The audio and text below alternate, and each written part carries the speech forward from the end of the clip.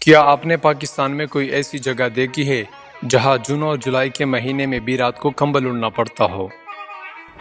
اگر نہیں تو آج دیکھیں ہمارے ساتھ وادی تیرا کا وہ جادو جو آپ کو حیران کر دے گا۔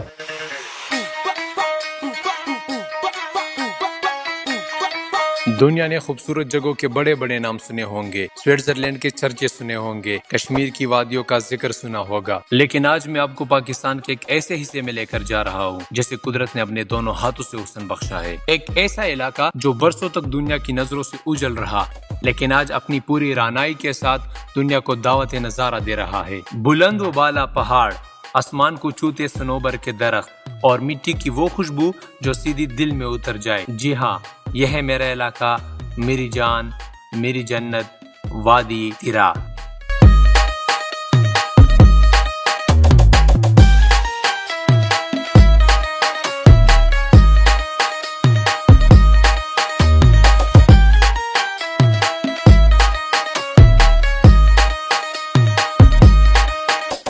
ایک ایسا علاقہ جہاں جانے کا لوگ نام بھی نہیں لیتے تھے، لیکن آج وہاں کا موسم سوئٹزرلینڈ کو مات دے رہا ہے۔ یہ پاکستان کا وہ علاقہ ہے جسے برسوں تک دنیا سے چھپایا گیا۔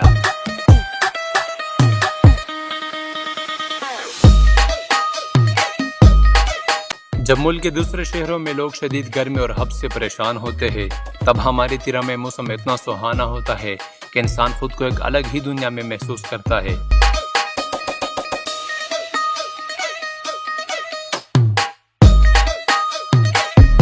اگر آپ کو لگتا ہے کہ پاکستان کی خوبصورتی صرف سوات، مری یا ہنزا تک محدود ہے، تو میری جان، آپ نے ابھی تک میری جنت نہیں دیکھی۔ آئے اور میرے ساتھ وادی تیرا کے اس جادوئی موسم میں کھو جائے۔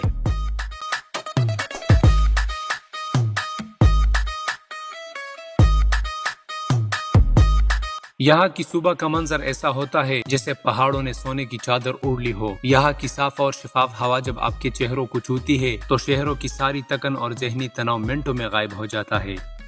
قدرت نے ہماری زمین کو ہر نعمت سے نوازا ہے۔ یہاں کے اخروٹ، خوبانی اور دیگر پھل اپنے ذائقے میں اپنی مثال آپ ہے۔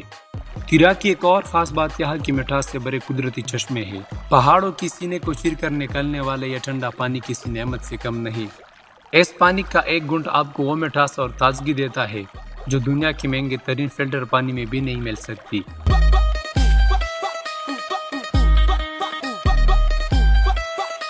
دوستو، یہ تو بس شروعات تھی، وادی تیرا کی خوبصورتی کا ایک چھوٹا سا نظارہ، لیکن اس وادی کی اصل خوبصورتی یہاں کے نظاروں سے زیادہ یہاں کے لوگوں کے دلوں میں ہے۔ یہاں کی تاریخ کیا ہے اور یہاں کے غیرت مند لوگوں کی روایات کیا ہے، یہ سب میں آپ کو دکھاؤں گا اس ولاگ کے دوسرے حصے میں۔ دوسرا حصہ اس سے بھی شاندار ہونے والا ہے، کہیں مت جائیے گا۔ تب تک کے لیے اللہ حافظ۔